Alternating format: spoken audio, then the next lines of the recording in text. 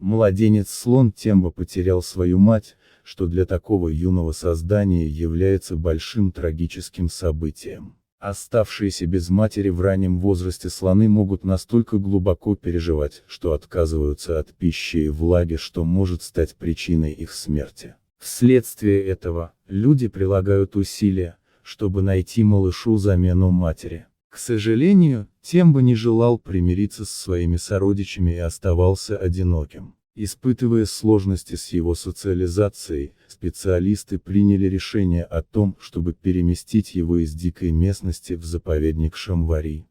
В этом месте они предполагали заменить ему мать, насколько это возможно. По прибытии в заповедник, Темба оставался закрытым и отрывистым, несмотря на заботу и любовь, которыми его окружали. К тому же, он начал проявлять агрессивное поведение. Его обиды и злость были настолько сильными, что даже предложенное человеком молоко вызывало у него только раздражение. Ситуацию нужно было срочно менять, чтобы малыш не причинил себе вред. Необходимо было ввести в его жизнь какое-то интересное и позитивное влияние. И такое влияние нашлось. Местный фермер, вдохновившись историями из интернета, решил провести эксперимент, подселив к Тембо овцу породы меринос по имени Альберт. Первая встреча прошла не очень гладко. Тембо преследовал овцу, нахлобучив на нее всю свою обиду и агрессию. Однако, через несколько дней, его любопытство начало преобладать над гневом, и он стал менее агрессивным. С течением времени, Альберт также начал интересоваться своим необычным соседом. Изначальный страх перерос в любопытство и желание понять этого гигантского ушастого соседа. Постепенно, оба животных начали находить общие точки соприкосновения, они играли вместе и даже спали рядом, что сделало их жизнь более комфортной.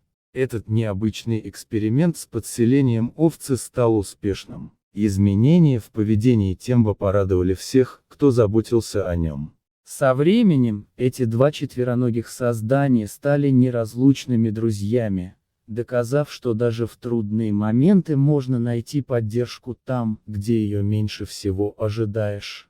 Тембо, наконец, пробудил в себе аппетит, и заботливые люди счастливо отметили этот маленький прогресс.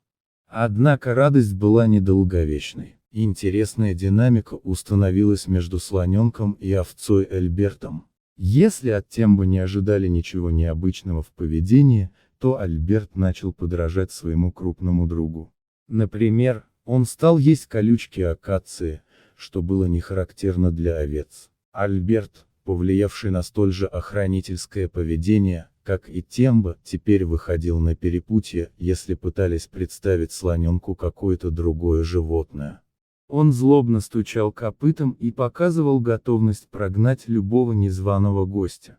С учетом планов возврата Тембо в его естественное среда обитания, стало понятно, что дружбу нужно прекратить.